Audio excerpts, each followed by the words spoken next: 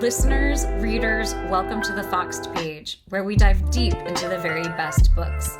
You'll come away with a richer understanding of the text at hand, all while learning to read everything a little better. Today, I'm so excited to dive into a book that I read a million years ago called The Mezzanine by Nicholson Baker. I have always been a huge fan of Nicholson Baker. There is something about his writing that I find so incredibly engaging. I love The Mezzanine, I love the Fermata, I loved the Paul Chowder Chronicles in particular, I love The Anthologist. All of his work has always really spoken to me, but I am finding it in 2023 sort of renewed because I think I'm looking at it through this lens of mindfulness, which may sound a little woo-woo to some of you out there, but I mean, who can really argue against mindfulness in this day and age? You can just read Nicholson Baker and you can approach it in like a very intellectual way, or you can approach it through humor, or you can approach it simply through compassion and humanity, and you'll get to the same place, which is slowing down, taking a look at what's going on around us, really paying attention to some of the absolute glories in this world, and really having a lot of gratitude for them. Honestly, in order to do Nicholson Baker justice, I would have to talk to you for like 5 hours. That wouldn't even do it. I'd have to talk to you forever and ever. But today we're gonna have a very pared down kind of introduction where I am just gonna really make this argument about Nicholson Baker being your new mindfulness guru. So the way that I'm going to do that is talk very quickly about his biography. Then I'm going to talk a little bit, very briefly, about what his writing is all about, what he sort of tends to do with his writing. Then we're going to talk about the actual project of The Mezzanine. So this novella, which was his very first novella, it was published in 1988. And this novella is doing something that is very similar to some of the other works that he does, particularly Room Temperature and the Fermata, where he's really slowing down time and taking a very close look at things that are very familiar, but casting them in new light.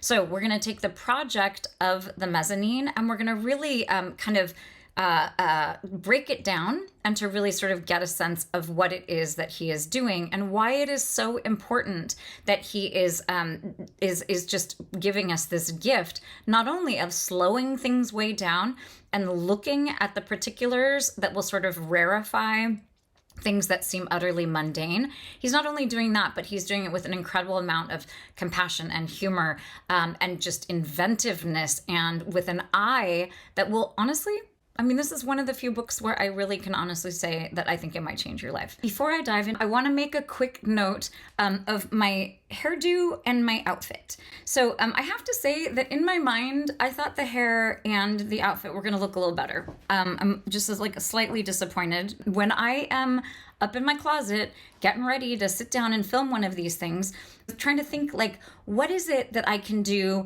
to just, do a little nod, give a little nod to whatever it is we're reading.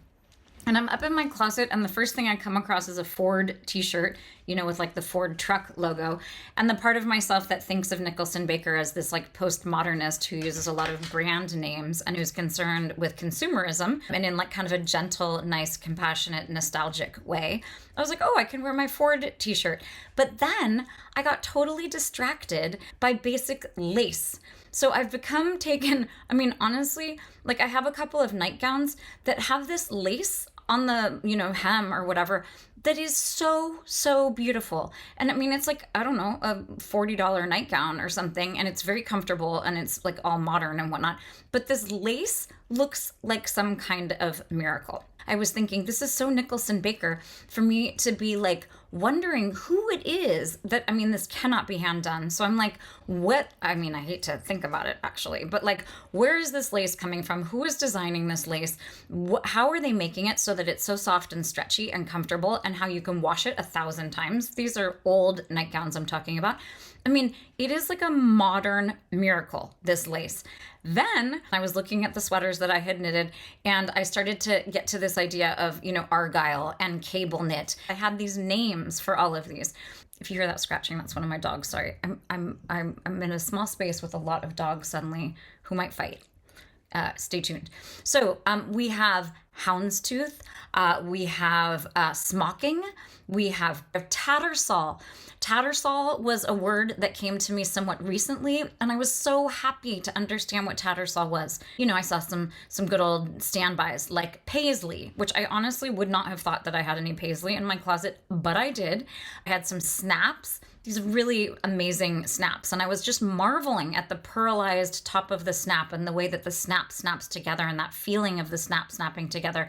See, I was totally getting into this whole concept, and it was such an absolute delight. So those of you on the YouTube can see the elastic top that I'm wearing. If it weren't elastic, there's no way that you could get this over your head. So it's very clever in a very sort of Nicholson Baker kind of way. Born in New York City, and then I think moved upstate, and was at the Eastman School of Music for some portion of time, and then graduated from Haverford College. And it's interesting that he was at music school because music is profoundly important in terms of his prose. There are lots and lots of reasons why, I mean, you could do all sorts of, scholarly studies on sort of the musicality of his prose. And you also get some little things like at some point in the Mezzanine, in fact, when it's sort of like he's talking about that idea of like the violins of sympathy, but he's talking about the viola of sympathy. And you get this sense that he's very, very knowledgeable about a lot of things and that music is one of them. There are times when he talks about counterpoint. I think he says like contrapunto or whatever the like musical term is. And of course, the fermata, which is one of his most important works, it's also a small novella like The Mezzanine. It is so good and it is so funny. It's all about sex. 3 of his books are, I think they're classified as erotica, which is interesting to me. It's so explicit and so graphic and so excellent and funny. I don't find them arousing. It's interesting or perhaps totally predictable that I just generally I have never been a fan of erotica. I just get too distracted by the choice of words or like whatever the language is or whatever the person is doing with the writing. It's just not, which is not to say that I never think that writing is sexy. That is not true. But I just like purposeful erotica, not really my thing. But of course, the fermata is like a music sign that tells you that you need to sort of stop everything. And what happens in the book is that this person, our narrator, is able to stop time, and then he does all these crazy things. I haven't read it for a long time, and I wonder if it stands up because it might actually be really gross. It might be like, it might feel very predatory. I don't remember it feeling like that at all. It's actually an interesting question. I might get back to you on that. I might not. But this question of how you could have that be the conceit of the work and have it not feel really rapey, I'm not really sure how that works. But I do remember thinking it was really, really great and inventive and interesting and hilarious. So, again, he was at this music school. That is where you presumably get things like the viola, the distinction between the viola and the violin, and the idea of the fermata. So he has his musical background, but he goes to Haverford, and he's a pacifist. He wrote a book called Human Smoke, which is about the sort of lead up to the Second World War. Human Smoke is just like a giant book. It's just like this huge fat tome, which is interesting to me because Baker either seems to be writing these like 135-page novellas or these like gigantic books about pacifism and war and these very sophisticated ideas. Okay. His first novel was, in fact, The Mezzanine, and he went on to publish The Fermata, and he's written 10 novels and I think 6 books of nonfiction. He got the Book Circle Critics Award, or whatever that one is, and a couple of other awards, and has been very successful and is just endlessly inventive and interesting for me. Okay, so we are now going to take a look at the novella itself. Those of you who are here to become a better reader, I will repeat yet again that all you have to do, in my opinion, is pay close attention. So Nicholson Baker is actually just like this is like a primer or like an exercise book, or in fact a masterclass in paying attention. So the first thing, of course, we need to take a look at is the title of the book. I really like this cover. I actually have ended up with lots of editions, or whatever you call it, lots of editions, of this book. And I really love this one the best. It's funny, this is not how I pictured him. I don't know how I mean, he's obviously wearing dress shoes in it, and you know, dress pants and whatnot. But for some reason, this seems kind of older and more dated. But that's probably what things look like in 1985. I love the color of the font. It's a little hard to see here on the YouTube, but what we've got are these two different shades of purple that are taken from the pant. And what I like about this is that you don't really notice that the pants are purple until you have these two different shades of those hues. And then you realize that these pants, which you kind of read as black pants, are in fact purple. So you start thinking already in the way that Nicholson Baker asks you to think, which is you're looking at something, black pants, and what you're thinking to yourself is, wait, these are actually purple. What is it in my brain that is reading these purple pants as black? I like this also. Obviously, we are showcasing the escalator here. One thing that I love is Nicholson Baker, in the Paris Review interview with him, the guy starts off by saying that he really loves artificial constraints, that Nicholson Baker likes a constraint on a story. So in this case, the constraint is that he is telling the entire story within the course of his ride up the escalator. So he has this incredible book, I believe it was his second, called Room Temperature, which is about him giving a bottle to one of his children. I believe it's his daughter. And it's all kind of in the course of maybe even the one bottle that he is giving her when she is an infant, or maybe it's like during the course of the afternoon. But there's, again, a very, very serious time constraint. And obviously here we have the physical constraint as well in this idea of the escalator ride. The idea of the mezzanine as a title, I like it. I don't love it. Fermata to me is a much better title. I don't know if it's better, but it's a title that's more resonant and interesting to me. I like Room Temperature. There's another one called The Everlasting Story of Nori. I have read it, but now my memory is so shitty. I can't remember if it's like a children's story or what. I think it might be. And Human Smoky has a lot of very resonant titles. The Mezzanine it's a good title. I think it's, I think we all know what a mezzanine is, but the mezzanine, if you look it up, it's an intermediate floor between two main floors. Usually it's between the ground floor and the first floor. Oftentimes it's low ceilinged, which is interesting, and because it's kind of halfway, and sometimes it's open, like it'll have like a balcony kind of area. It comes from the Latin medianus. I'm gonna, if you're watching YouTube, you're gonna be able to see it there. If you're not, you're gonna have to look it up yourself. I think it's probably medianus, which becomes mezzanino in Italian, which is like halfway, which becomes mezzanine in 1600s in France, which we adopt as the mezzanine.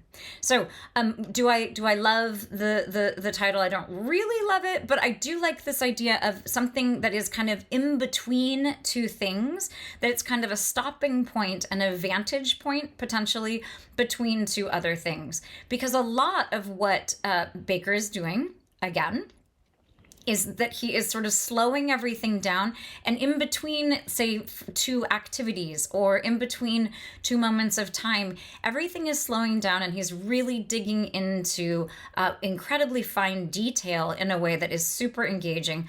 So this idea of being between two things at kind of an intermediate level and potentially having some kind of overview of those things is very compelling to me, and I think very fitting in terms of what the sort of purpose, what the project of this novel is. Today, we're going to dive, as we always do, into the first couple of sentences of the book. They're important, but we're not going to spend a lot of time dissecting them because I want to get onto this idea of sort of the larger project of the book.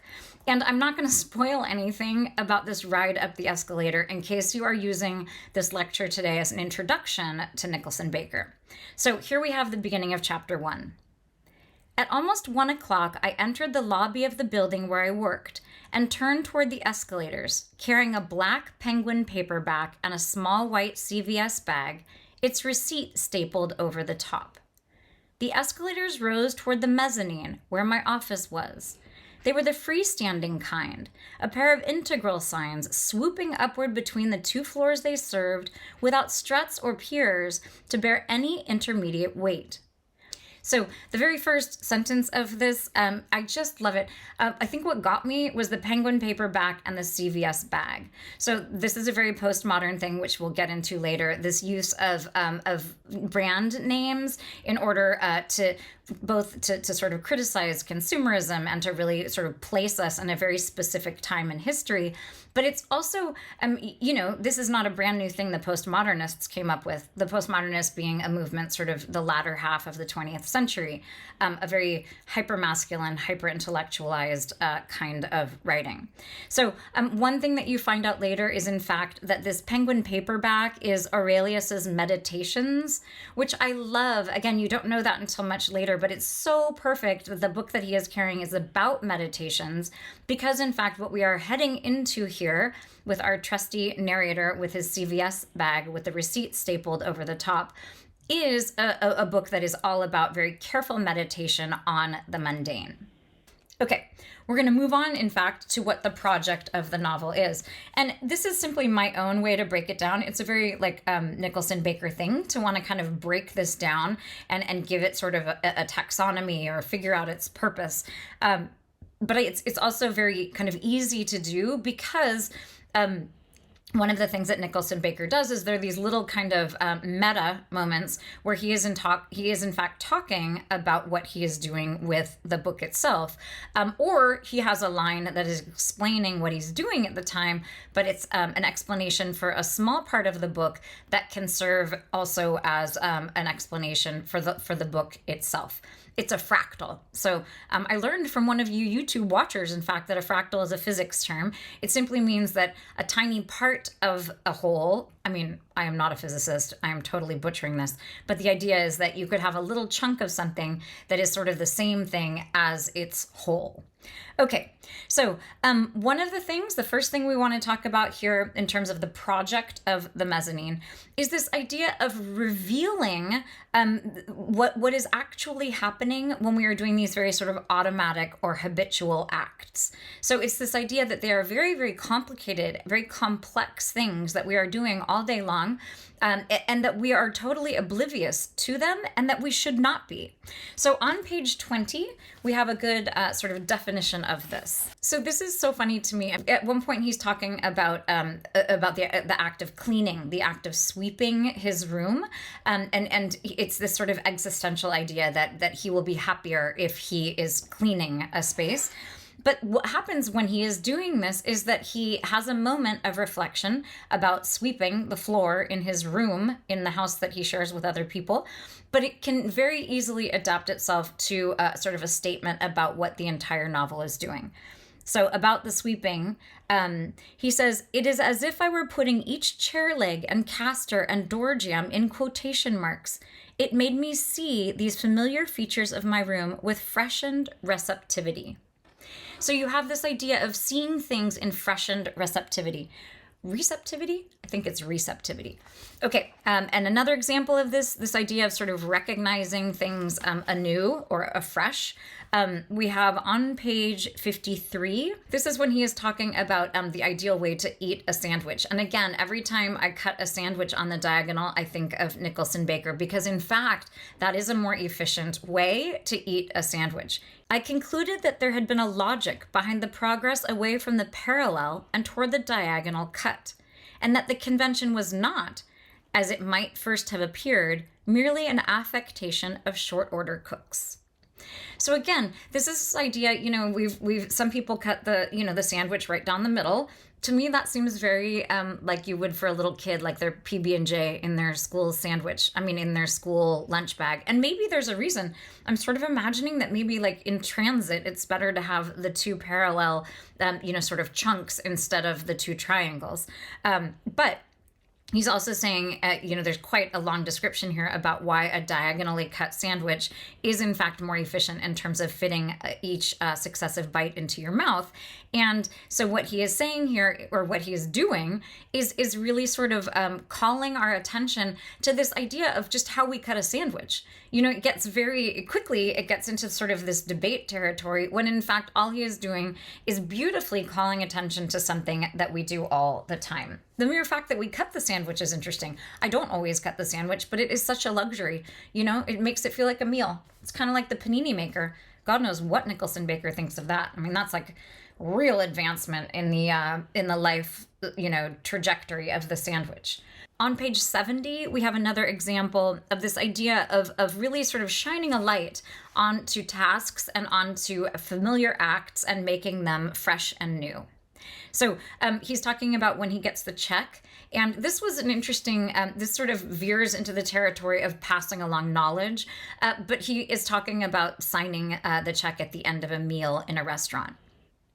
You experience the pleasure of writing down the tip's amount through several layers of carbon paper, bearing down hard against the little black tray the restaurant has provided to keep its compensation off the tablecloth. So first of all, I just think this is so, I mean, there is a nostalgia here.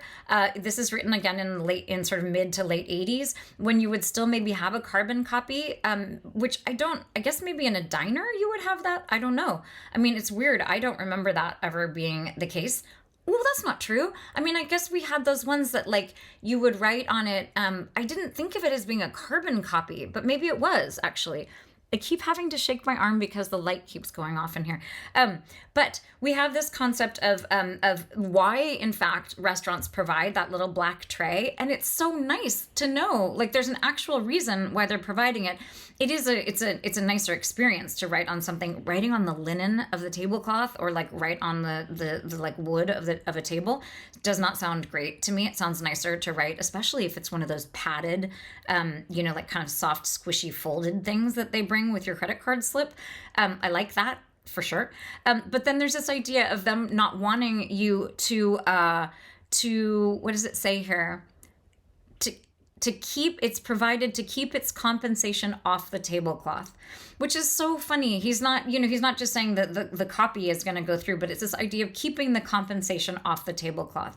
So we don't have time to dig into this too deeply, but one of the best things that Nicholson Baker does is he has this incredible range of diction. He can use very kind of plain, folksy, kind of like chummy kind of language. He does lots and lots of neologism, which is just making up words on his own that are so funny and inventive. Or he can talk with this very sort of, inflated diction. And he uses all of those to incredible effect. I mean, just all sorts of like pyrotechnical use of language. It's just unbelievable. But here we have this idea of they have provided this to keep its compensation off the tablecloth. It's just such a somewhat inflated and yet such a beautiful sentiment. It also avoids repeating the word tip, which just is the sign of a good writer. Now we are going to move on from this idea of revealing the complexity in everyday things to this idea of quantifying or naming things that have been sort of heretofore unnamed. So this is a little bit of that kind of observational humor that you might see in like, Curb Your Enthusiasm or Seinfeld. Seinfeld famously being a television show about nothing. Some people would argue, in fact, that Nicholson Baker writes these books that are about nothing. Or if you boil it down, it's a book about a man riding up an escalator. That's it. But in fact, both of them, both Seinfeld and all of Nicholson Baker's work, are much, much more than simply, a book about nothing. But this idea of quantifying is this kind of observational humor or naming something that really does that thing where, we have all of these ideas that if something doesn't have a name, it's very difficult for us to sort of conceptualize, when in fact here he is naming things that help us conceptualize new concepts entirely. Okay, we're looking at page 26 briefly. So this is when he has made a bunch of different theories, and he's kind of walking us, no pun intended, walking us through this coincidence of his shoelaces having broken one day apart. So the day before, one of his shoelaces breaks, and then the next day, the other shoelace breaks. So he's trying to explain to himself this phenomenon. And he says, all right, much better. This walking flexion model, as I styled it to myself, in opposition to the earlier pulling and fraying model, accounted for the coincidence of yesterday's and today's breakages very well, I thought. So you have this idea of a walking flexion model versus a pulling and fraying model. So this idea of having models for anything, I mean, he's naming these theories that he has, but of course it's also, he's talking about this idea of when you're moving your foot in a shoe, that there's a certain amount of tension that is put, this flexion that is put on the shoelace versus the force of tying the shoelace itself. So this is, of course, also one of these times when we are looking at something that is a very kind of mundane task, a very mundane thing. We deal with shoelaces all the time as people without giving them much thought. He is encouraging us here to think about them. There's that hilarious moment when he's like sort of proud of himself because he can tie the shoelaces, without looking at them. Where that there's a kind of positivity, there's an optimism, there's an ebullience that's just all through this book. I think ebullience is a word. If it's not, then let's just pretend I was doing like a little neologism, a la Nicholson Baker. Okay, we're going to look at page 39 for another example of this kind of naming or quantifying something. So I want now to do two things: to set the escalator to the mezzanine against a clean mental background as something fine and worth my adult time to think about, and to state that while I did draw some large percentage of joy from the continuities that the adult escalator ride established with childhood escalators, I will try not to glide on the reminiscential tone as if only children had the capacity for wonderment at this great contrivance. So the first part is where we really have this notion of what he is setting out to do, what the project of the book is, to name and quantify these things. In this case, he's giving us this notion of putting the escalator, kind of rarefying it, he makes that beautiful statement about how anything can look amazing if you put it against a clean white background or the black velvet of a museum. So he really wants to take the escalator and pull it out of its context and take a good look at it, while naming this idea about what he is doing. So it's very important to mention, the reason I read all the way through to the end of this is this notion that only children had the capacity for wonderment at the great contrivance. He's arguing against that. He's saying that we all should be in wonder. We should all have wonderment about these amazing, modern conveniences. So this idea of wonder and of a childlike wonder is something that is sown all throughout the novella in a really compelling way. Okay. One of the other elements of this project that the Mezzanine is undertaking is this idea of creating taxonomies. So he's creating kind of categories or ways to understand these mundane things that he is sort of putting out onto the black velvet of the museum. But he wants to have names and sort of categories that will clarify.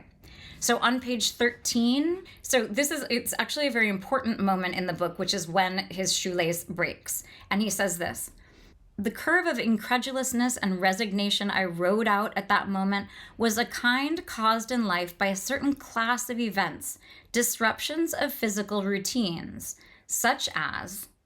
And then he goes on to describe these sort of examples of things that feel like it felt when he pulled the shoelace and it broke.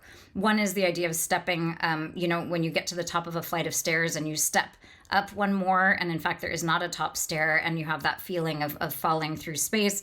Another, it's so beautiful, when he's talking about the Band-Aids, how they used to have that red string, and how you go to pull it because it used to sort of tear the side of this like glassine kind of container, and you pull it and it came unattached, and you sort of fold. That is not how you say that. You free fell. So it's this idea. He's having this taxonomy about certain class of events, disruptions of physical routines. And it's so good because he has all these kind of mini stories, and it's actually very sort of taxonomical here because he has A, B, and C. There's a lot of playing with punctuation and a lot of playing with grammar and with the organization of the book. Lots and lots of footnotes, which is a very postmodern kind of thing. But a footnote is essentially, it's like a tiny little mezzanine. You're reading along in the text, but you have these kind of intermediate stops that we have where he is breaking out and doing something in a footnote. In this case, we actually have A, B, and C to describe the kinds of events that might fall into the category of disruptions of physical routine. Okay, let's look at another example of this kind of taxonomy. So on page 16, it's this amazing thing where he, some of the book is very nostalgic. So one of the things the book is doing is it's taking a good look at nostalgia, and it's taking a look at memory, and it's taking a look at childhood. And when you sort of first master a lot of these tasks that he is now analyzing in such detail. So he makes another list here. This one has 8. It's numbered. This is a list of advancements that he has made in his life. As it happened, the first 3 major advances in my life, and I will list the advances here, and then he lists them. They're things like shoe tying, steadying hand against sneaker when tying, brushing tongue as well as teeth, and he goes on and on.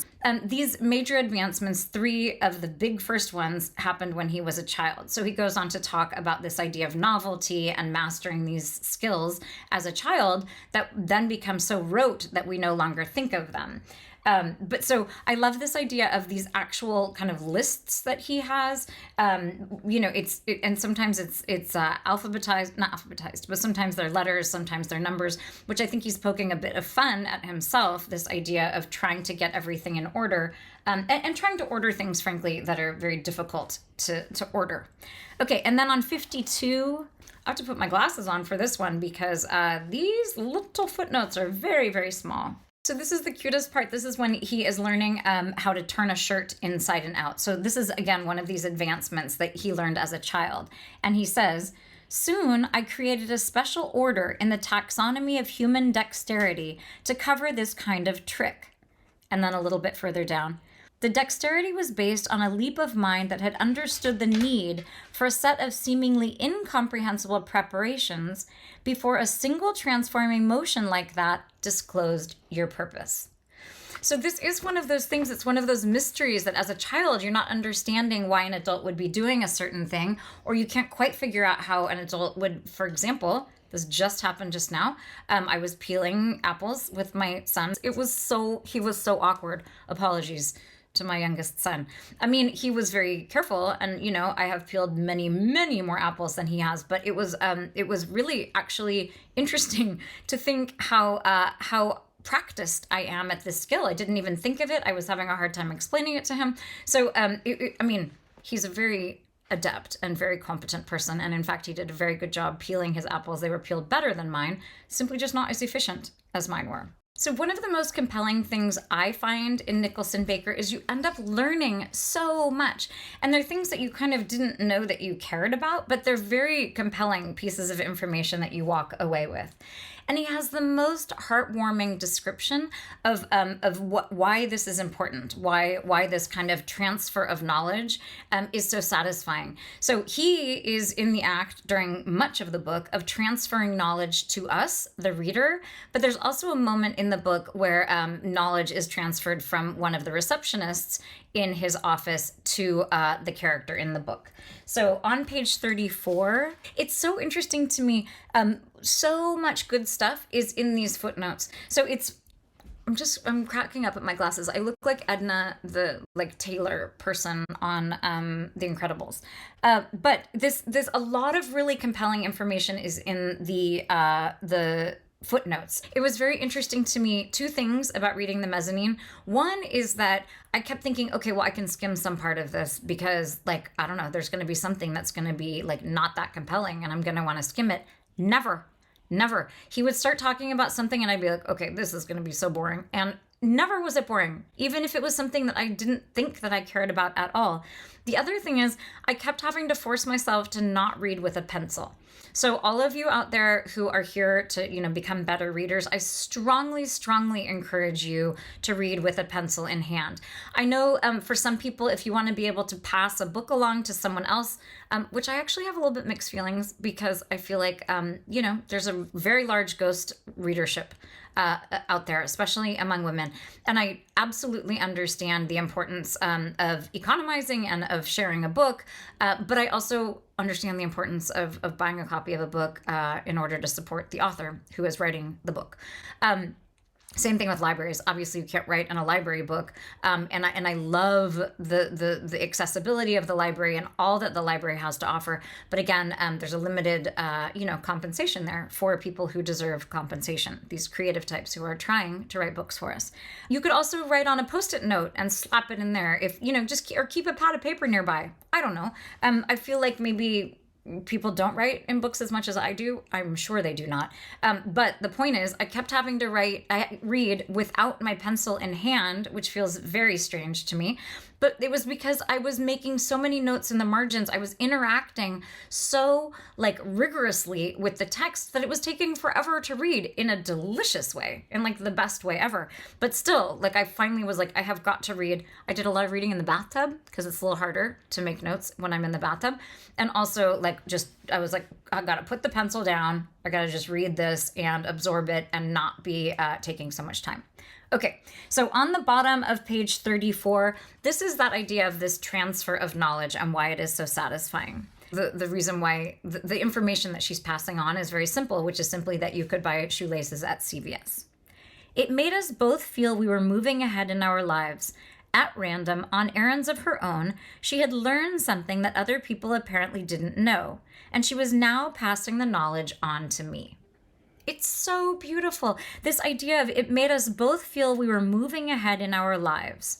And it's true. It's such a valuable thing. I mean, everyone knows how good it is to be able to solve a problem for someone, or to be able to give them a recommendation, or be able to tell them how to do something. I mean, let us have a fat moment here where we, talk about the idea of unsolicited advice or unsolicited information. That is not good. Same for mansplaining. Same for any kind of condescending garbage that people are offering up to other people. But this idea of truly desired information, or truly useful information or knowledge passing from one person to the other, it really is a beautiful thing. And it does exactly that. I took my glasses off so I can hardly read this, but it says, it made us both feel we were moving ahead in our lives. It's so beautiful. It's really just and this human moment, they're both feeling so good about this. And it's just because, she told him he can buy shoelaces at CVS. It's really beautiful. Okay. Another thing that the Mezzanine is trying to do is present us with these kind of micro-histories. So we have these kind of stories that are very briefly alluded to, but he's so skilled at sort of providing details and very scant details, but very specific and awesome details that allow us to kind of extrapolate a whole entire relationship or a whole entire other story. I found so many of these chapters being kind of a cliffhanger, which is so interesting because, again, we are talking about a man who is riding up an escalator and observing things. It just shouldn't be quite as, quite as much of a page turner as it felt to me. So he does, in these kind of micro histories that he's doing, there's a lot of talk about nostalgia, and there's a lot of talk about memory, and a lot of talk about, frankly, things we've touched on already, which is this idea that we master these tasks when we are very young, and then we become sort of oblivious to them, when in fact we shouldn't really be giving ourselves a little pat on the back. I was thinking about dress shoes and shoelaces and leather shoelaces, as opposed to how everyone now, even in fancy offices, everyone wears sneakers. And I mean, when's the last time a sneaker, lace broke? I have certain children who have worn pairs of Vans so much into the ground that definitely shoelaces have broken. But honestly, shoelaces are made these days, really like everything else, to never ever break down and never ever die. Which is maybe not great. Okay, but back to this idea of these micro-histories and nostalgia and memory. We're going to take a look at page 47. So a couple of important things before I read here on page 47.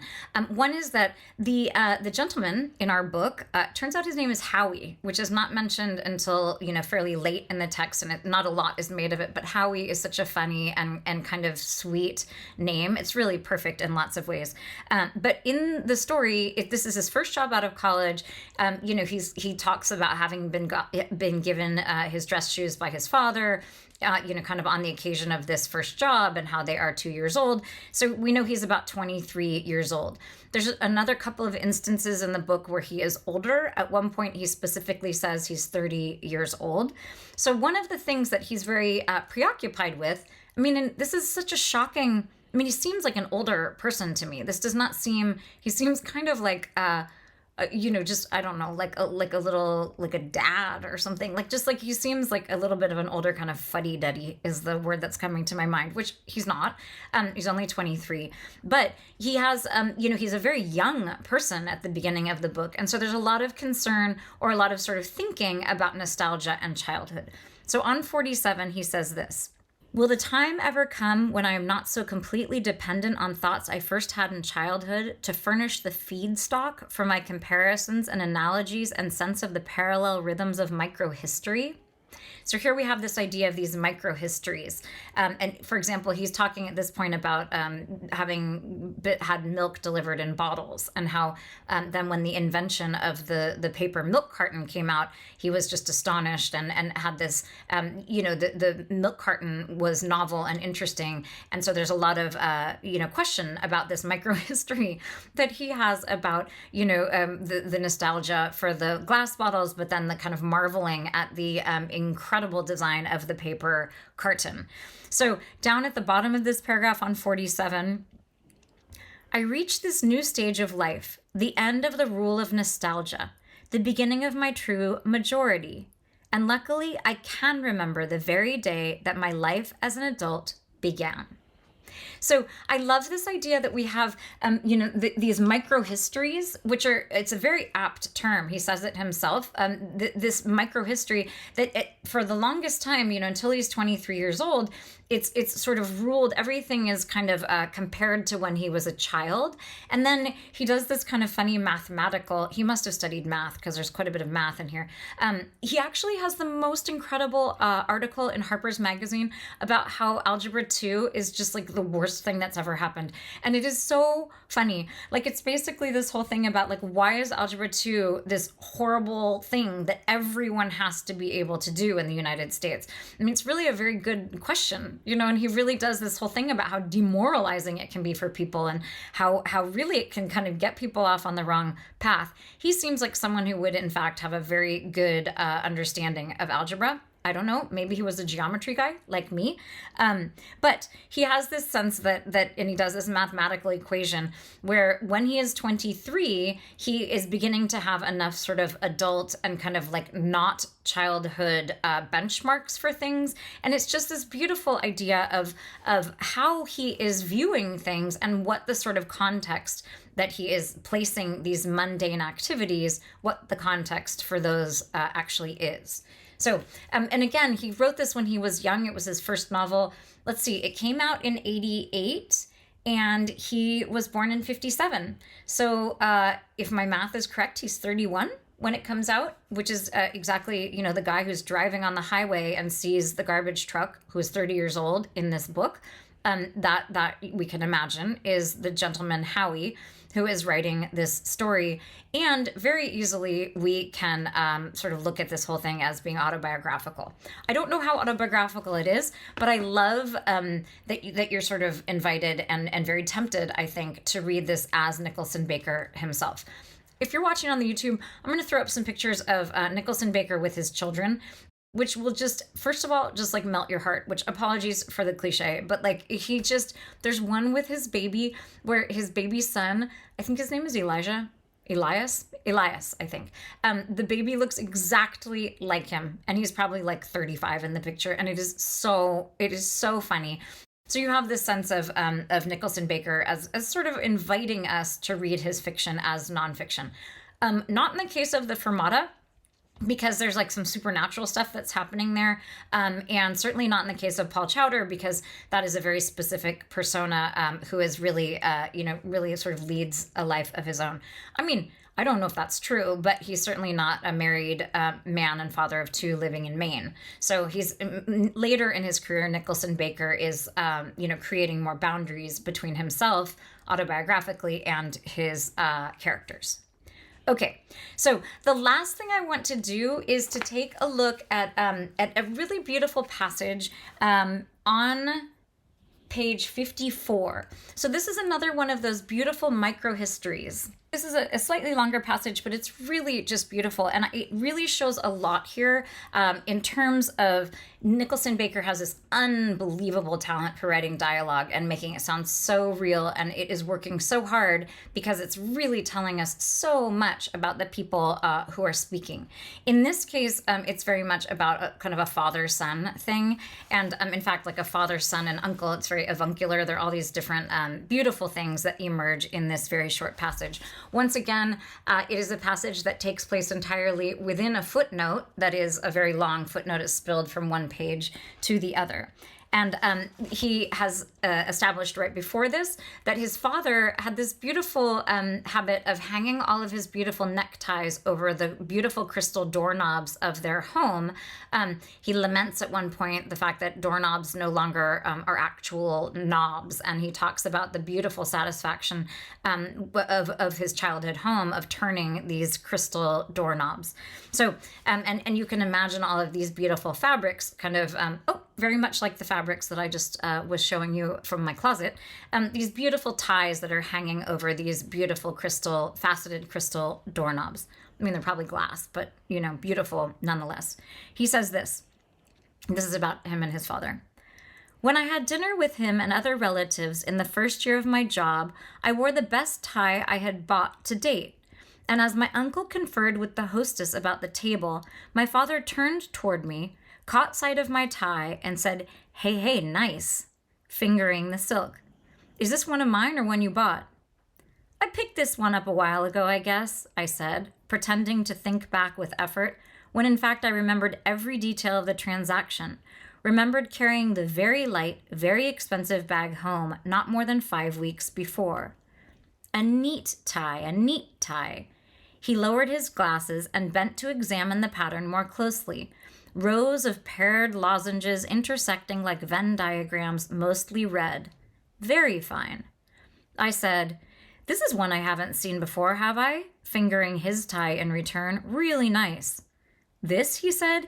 He flipped it over as if he too had to remind himself of the circumstances in which he had bought it. "I picked this up at Willock Brothers."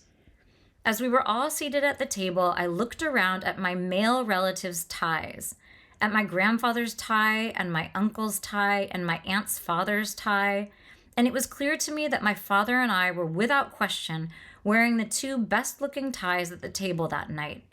A sudden balloon payment of pride and gratitude expanded within me. Later still, when I went home to visit, I swapped a tie with him, and when I visited the following Thanksgiving, I spotted what had been my tie hanging over a doorknob in the midst of all the ties he had bought himself. And it fit right in. It fit right in. It's so sweet. I'm literally tearing up here. I mean, it's just, it's so human and it's so beautiful and it's so kind of subtly done and just so resonant. And this, I mean, you just have a sense of this dad as being so awesome. You also have a very quick interaction with his mother at one point that makes her seem very, very brainy. And you get this sense, when his father is lowering his eyeglasses and peering closely at the tie, you get the sense that the apple is not falling far from the tree here, and that our Howie has picked up this appreciation for the mundane and for minor, minor details very sort of honestly from his parents, who frankly just seem like lovely, lovely people. We know very little about them, but everything we know about them is it's just beautiful. And that is actually one of the things that I think is very nice to close today with, which is that in the 80s, we had this movement called postmodernism, and Nicholson Baker is following some of that postmodern stuff. So the big postmodern writers were like Thomas Pynchon and David Foster Wallace. Those were kind of the two big ones. There are a bunch of other people, Don DeLillo a little bit, I can't think of anyone else right now, But what that kind of writing had a bunch of characteristics to it, and this book, The Mezzanine, and a lot of Nicholson Baker's writing has those techniques. So things like footnotes and inflated diction and this kind of hyper, dissection of things. And it tends to use a lot of like brand names and be very specific about consumerism and specific about, sort of the ills of the 1980s and the 70s, certainly. But it also, in my mind, postmodernism, I used to be a huge fan of Pynchon and DeLillo and David Foster Wallace, who is, his writing is absolutely unbelievable. But all of those men, I think, are guilty of this kind of hyper masculine voice, which is I'm now finding it a little off-putting. And also this hyper intellectualism, which is fun in the sense it's kind of like a game. It's like doing a crossword a little bit. It's sort of, testing out your knowledge of your retention of all of those SAT words. But there's a lot of elitism in there, and there's a lot of cynicism, and it's very rarefied, and frankly, it doesn't have a lot of heart. And so I have lost patience a little bit for a lot of the postmodern writers. It's very inventive, and it tends to be inventive in form, things like including lists, exactly like Nicholson Baker does. But what is saving Nicholson Baker, I would argue, from the sort of fate of those hyper-masculine, hyper-intellectual, elitist men, is this idea of how warm and how absolutely compassionate and vulnerable and beautiful this character is, this Howie. And the fact is, you end up loving every single person. Tina, who's one of the receptionists, you only see her a little bit, but you just love her. And there's a woman, L, just the letter L, who our Howie is together with, and you love her, you love everyone, and people generally do not disappoint. And people are, if they do something wrong in this book, then it's very sort of quickly explained away. So you have this sense of humanity as being good. There's this incredible optimism here, and trying to understand in much the same way as he is breaking down these mundane tasks and actions. You have this real sense of trying to understand people by breaking down circumstances and actions and motives, that sort of thing. So we have this beautiful sense of optimism and compassion and humanity. And also you have just this enormous humor. It is so clever and so funny and so engaging and sort of fun to read, which, there's some humor in the postmodernists, but it tends to be very snarky. And Nicholson Baker is almost always the opposite of snarky, which is just an absolute joy to read. So I am going to end by saying that part of the reason why I think he should be your new mindfulness guru is this idea of optimism and this incredible generosity of spirit that he shows again and again and again in his descriptions of people and of actions and of circumstance. It's just a beautiful, beautiful thing. So read The Mezzanine, and you'll find yourself just like going about your life with perhaps a bit more attention being paid to the moment and being paid to just the absolute miracle of things like escalators and things like dry cleaning boxes and things like milk cartons. So this is really honestly my gift to you, which is just to introduce you, if you don't already know the work of Nicholson Baker, and to break it down if you do know it and like it and really can't quite figure out why it's so charming and engaging. I hope that today's talk gave you a better sense of why, in fact, his writing is so worthwhile and frankly so important in this day and age. So enjoy The Mezzanine, and if you like poetry, you must read The Anthologist, which is part of the Paul Chowder Chronicles. It's an unbelievable book about poetry that is so funny. I'm not a huge reader of poetry, and Nicholson Baker's Paul Chowder had me actually going back and reading some poetry. Okay, thank you for joining me. After you do all that, head back to the Fox page, find something else to listen to, and happy reading.